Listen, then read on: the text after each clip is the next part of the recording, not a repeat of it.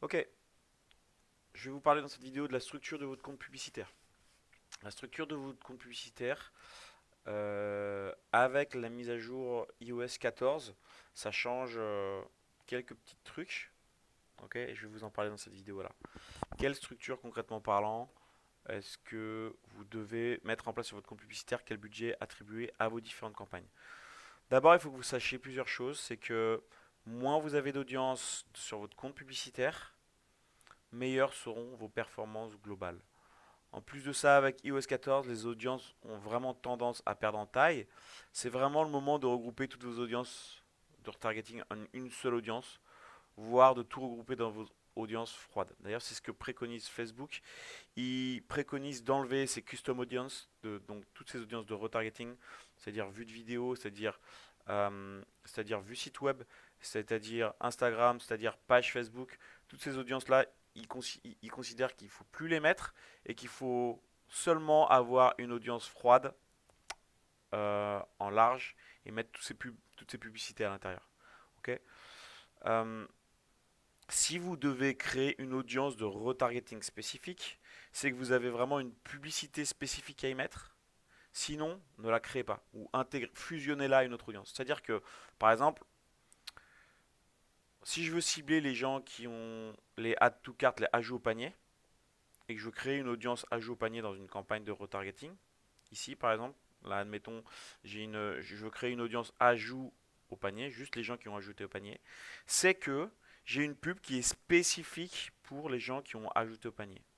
Par exemple, la pub spécifique, ça peut être hey, salut, ton panier t'attend, t'as encore 3 jours pour acheter, etc. Avec une image d'un panier qui attend, d'un panier de supermarché par exemple. Dans ces cas-là, ok, vous pouvez créer cette audience de retargeting. Sinon, si vous n'avez pas de publicité spécifique, si c'est un témoignage vidéo par exemple, ça ne sert à rien de créer cette audience add to cart. Cette audience add to cart, il vaut mieux l'intégrer à votre audience de retargeting en direct. Ok. Parce que sinon, ce que vous allez faire, c'est que vous allez avoir plein d'audiences et c'est pas comme ça que vous allez améliorer les performances globales de votre compte publicitaire. Vous allez l'améliorer en vraiment regroupant toutes vos audiences dans une audience. Donc moi, ce que je préconise deux types de structures. Ok. Premier type de structure que je préconise, c'est donc votre audience froide avec une seule campagne, pas de ciblage, pas d'exclusion. Rien du tout. Vous laissez faire entièrement l'algorithme de Facebook en conversion achat. Ok.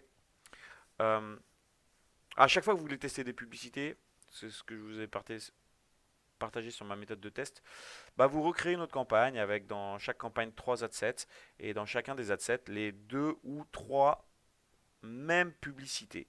Et vous recréez et vous gardez vos campagnes avec les meilleures performances. Et vous testez comme ça. Ok. Vous pouvez également faire une audience de retargeting. Moi j'ai mon audience sur mon compte, j'ai mon audience de retargeting qui marche quand même mieux que mon audience froide. Donc dans mon audience de retargeting, segmentez pas, surtout pas, ne segmentez pas, genre séparez pas les vues sites web des vues de vidéos, des Instagram, des Facebook avec plein d'exclusions, avec 4 ou 5 audiences différentes dans votre audience de retargeting. Non, sérieusement, vous n'allez pas obtenir de meilleurs résultats comme ça.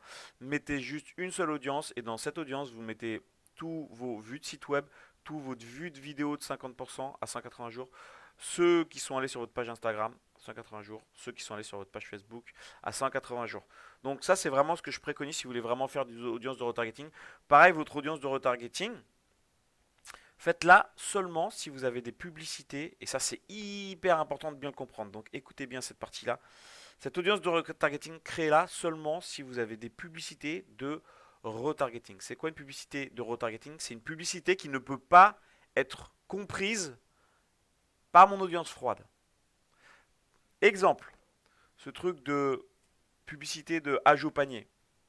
Donc si dans une publicité vous dites un truc genre ton panier t'attend avec une image de panier, bah on est d'accord que si vous la distribuez à votre audience froide, les mecs ils vont rien comprendre parce qu'ils n'auront pas vu votre produit, ils n'auront pas vu votre site et ils n'auront pas ajouté au panier. Donc ça sert à rien de leur distribuer ce type de publicité. Alors que ça peut très bien marcher en audience de retargeting.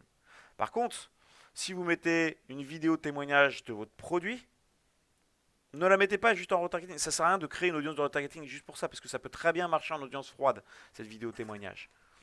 Ok. Donc cette audience de retargeting, n'a d'utilité que si vous mettez des publicités qui soient spécifiques à votre audience de retargeting, c'est-à-dire qu'ils ne peuvent pas être comprises par votre audience froide, parce qu'il lui manque des éléments pour à votre audience froide pour vraiment comprendre ces publicités-là. Donc ça, c'est hyper, hyper important. Euh, voilà, ça c'est la première structure que je conseillerais. Et la deuxième structure que je conseillerais également avec l'iOS 14, j'ai pas assez de data pour l'instant, vu qu'on vient de on vient de passer à iOS 14, j'ai pas assez de data concrètement parlant pour, euh, pour vous dire laquelle est la meilleure. C'est simplement d'avoir une audience froide, une seule audience, donc une campagne, une audience, pas de ciblage, pas d'exclusion. Vous laissez faire entièrement l'algorithme. Ça fonctionne, hein. Ça fonctionne, hein. Ça fonctionne. J'ai de la data pour vraiment vous dire que concrètement parlant, ça fonctionne. C'est ce que je fais ici, d'accord? Mais la différence entre les deux, c'est que là, il n'y a même pas de retargeting.